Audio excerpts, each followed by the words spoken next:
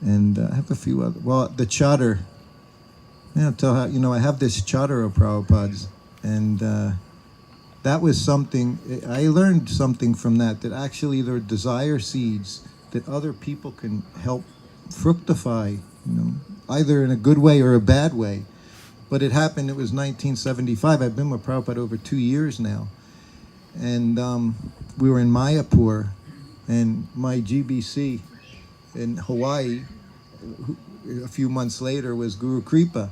So he was there, Guru Kripa at that time, and he had a plan. He decided he was going to get Prabhupada's Chadar. Prabhupada had this gray wool Chadar. It was a Lohi brand, and he had it from probably 1970. So it was on Prabhupada's shoulders a very long time. So Guru Kripa decided he wanted it. And his plan was he was going to give Prabhupada a cashmere Chadar. Nice, a very nice one, special one. It was, what do you call it? Santush, it's called. There's like a few hairs on the very chin of this special Himalayan goat. Yeah, like that. Huh? Not pashmina, no, it's called santush. Pashmina is something that's made, if you do it right, it's 70% cashmere, 30% silk. But this is the highest quality of cashmere, and it's known because if you have a ring, which I don't have one on now, you can pull the entire Chadar through the ring. That's how light it is. But it's also very, very warm. It comes from the goats up in the Himalayan mountains. So he got one of these for Prabhupada, and it's embroidered. Even then, they were hundreds of dollars then. And he figured it would be easy. So he goes into Prabhupada's room, and I'm in there with him. I usually, we go in, offer obeisances. And there's other devotees there, and he has this Chadar, and he just puts it down. And he's there, Prabhupada, I'm going to give you this Chadar.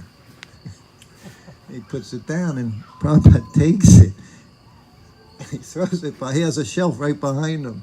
And he just kind of puts it back there, and he says, it's very nice.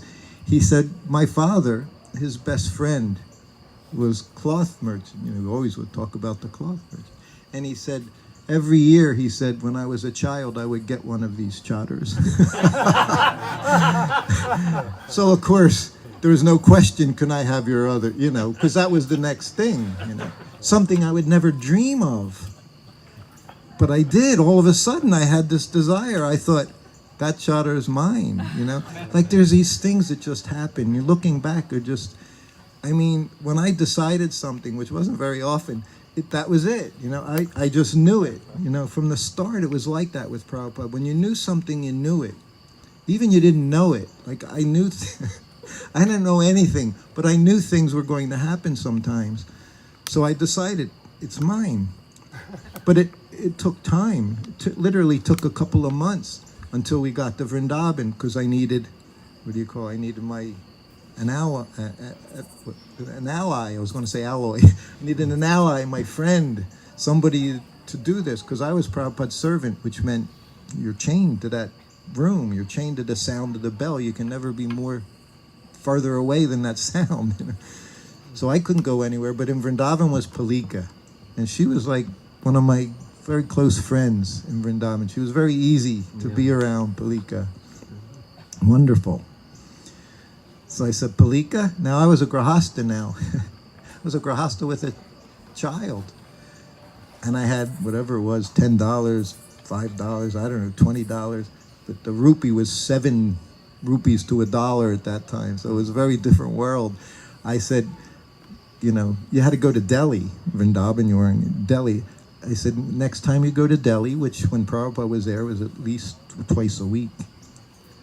When you go, please get me a Lohi brand Chadar gray wool. So she did. So she came back with this Chadar, and it looked just like Prabhupada's Chadar, only it was brand new. So now it was my turn. So I, it was an afternoon, and Prabhupada's Krishna Balaram Mandir, and he's sitting in his seat. And there's a sun, and I walk in, and I have this Chadar now, and I have my plan. With Prabhupada, if you were had any intelligence, you always knew what you were going to say, and you knew what he would say, and then you knew what you would say. You had to be ready for like multiple choice responses from Prabhupada. At least that's how I felt. I don't know about, but that's how I tried to survive with Prabhupada. Was always be ready for whatever, which was impossible because you could never be ready for things that he would say to you. But anyway, I was ready, and I came in. I said, I always thinking Prabhupada doesn't know me, which was such a joke, I offer obeisances and I sit up and I'm right in front of him. Prabhupada, I said, I just bought this Chadar. And of course, before you complete, he's already answering you because it's fun. He likes to play. Prabhupada loved to play. Very nice, he said. He said, it's cold, you need a Chadar. So that was, he interrupts you. He's not, he's going to... Yes, Prabhupada, I said, Prabhupada, you're my spiritual master. So I decided that I should give it to you. It was a brand new Chadar. What does he? I have a Chadar. Of course, right now we're in one Dham, now we're in the next Dham. He's got his shelf behind him, and there's his Chadar right on that shelf, right where it was when Guru Kripa wanted it. So now we're in a different Dham, we're in Braj, and he says, no, I have a Chadar. He said, you need a Chadar. He said, you keep it. But very straight. And me, I'm so foolish. I don't even know I'm being played by Prabhupada. Yes, Prabhupada, but I would really like you to have it. No, he said, I have my Chadar. So, Prabhupada, I would really like to have your Chadar. And he just smiled. Okay, he said, So I grabbed that Chadar. I still have it.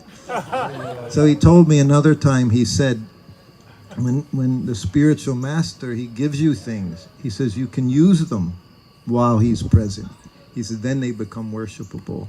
So he would say sometimes little things that were very, very wonderful, So that's, of course, that's what we do.